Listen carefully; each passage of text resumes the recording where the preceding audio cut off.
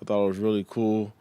I got to talk to him a little bit on Instagram, and hopefully he breaks some more. But that's really cool. Definitely an inspiration to me, and I'm sure he's an inspiration to his team and everybody over there in that community. So it's definitely cool to see.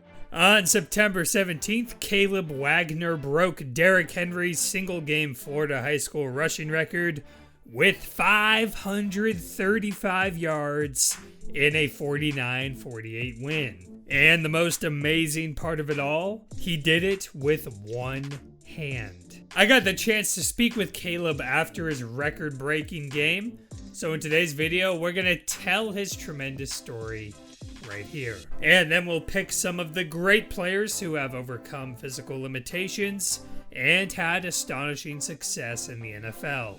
By the way, thank you to our sponsor, The Coldest Water. Remember to use code CHATS for 10% off. Kayleb Wagner had one goal: be the first modern NFL player with one hand. But Shaquem Griffin beat him to it, so his new goal is to be the first offensive player with one hand. Though Kayleb does think he shares a similar outlook with Griffin on life. When someone tells him he can't do something, that makes him want to do it all the more. And before he won MVP in the state championship game last year, there were plenty of doubters. Back when he was 7 years old, he was playing football, but couldn't tie his own shoes. When his shoes would come untied, he'd need help from another kid or a coach. But he was embarrassed being the only one on the team who couldn't tie his shoes, so he forced himself to learn with one hand. To this day, he calls it the hardest thing he's ever had to do. And coming from someone who's managed to accomplish so much in a young athletic career, that sure gives you an idea of the struggle he had growing up. His mindset ever since that day was, if I can tie a shoe, then I can do anything. Beating those obstacles helped Kayleb overcome the insecurities he had growing up, whether that was being called a monster as a kid or trying out different sports. It's the same mindset he carries in football and the same mindset he runs with in basketball, which has presented even more challenges. But that hasn't stopped him from doing anything, even if that means driving left on the basketball court. On the football field, though, he's played everything from center to defensive back in the past. And with his breakout rushing year, he's averaging 409 rushing yards and 5 touchdowns.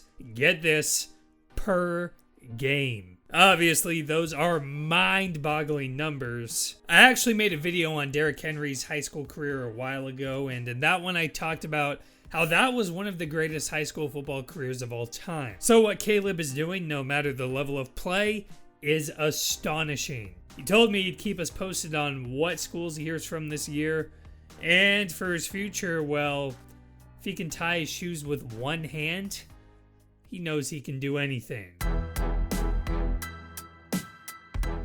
Now for the remainder of this video, I wanted to connect it back with the NFL. So we're going to go over some success stories of players overcoming serious physical limitations. Of course, I've already talked about Shaquem Griffin, who made the NFL with one hand, and Derrick Coleman, who made the league as a legally deaf person. So if you're interested in their stories, then be sure to check out those individual videos, because they sure are worth watching. On the outside looking in, Teddy Bruschi looks like your typical athlete in great health. He was a key cog in the early days of the Patriots dynasty, and just as his career had reached its pinnacle as a defensive captain for a team coming off 3 Super Bowl championships and making the 2005 Pro Bowl, Bruschi suffered a stroke in his sleep. With strokes being the 3rd leading cause of death in the US, this was obviously terrifying. And things only got worse when scans revealed the cause of the stroke was a hole in Bruschi's heart. Even days after the stroke, he was still having issues with his vision. He said in his mind it was impossible to play football again. At this point, he was just hoping to return to a life with his family and had taken steps to retire from the NFL. Doctors were amazingly able to put a device on his heart to seal the hole and create new tissue to become part of the organ. After months of physical therapy and time for healing,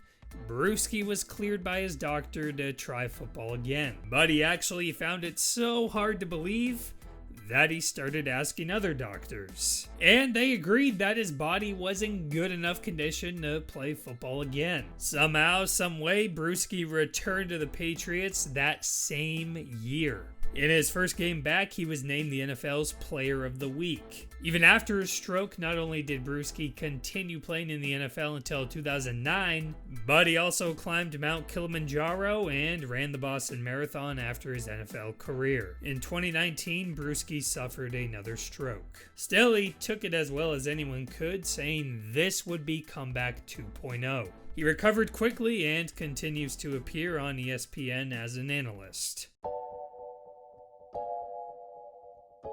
Tom Dempsey was born without fingers on his right hand and without toes on his right foot. Yet he somehow became one of the most memorable kickers in NFL history. After going undrafted in 1969, Dempsey signed with the Saints and was named a first-team All-Pro in his first year in the league. In 1970, he kicked one of the greatest kicks of all time, hitting a game-winner 63-yard field goal against, can you guess?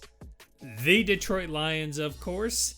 That 63-yard record stood all the way until 2013. So when you consider the advancements in athletes over time, you could argue that that is right at or near the top of the greatest kicks ever. Dempsey would kick in the NFL for 11 years. And despite only playing for the Saints for 2 years, he returned and remained in New Orleans until 2020, when he died after complications with COVID.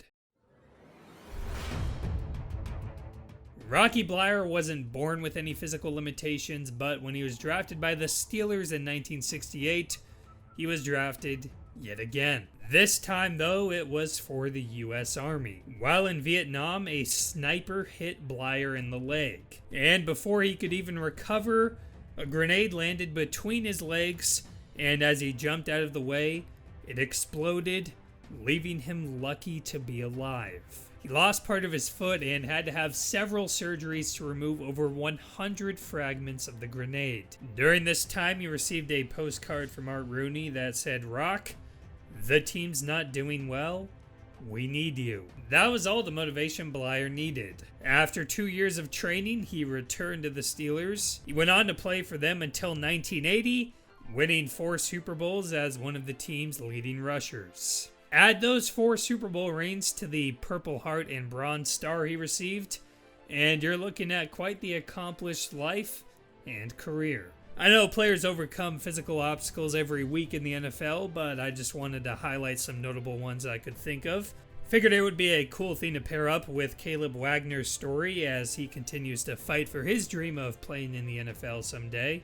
Just like these guys fought for their dreams in response to adversity, Kayleb will do just the same.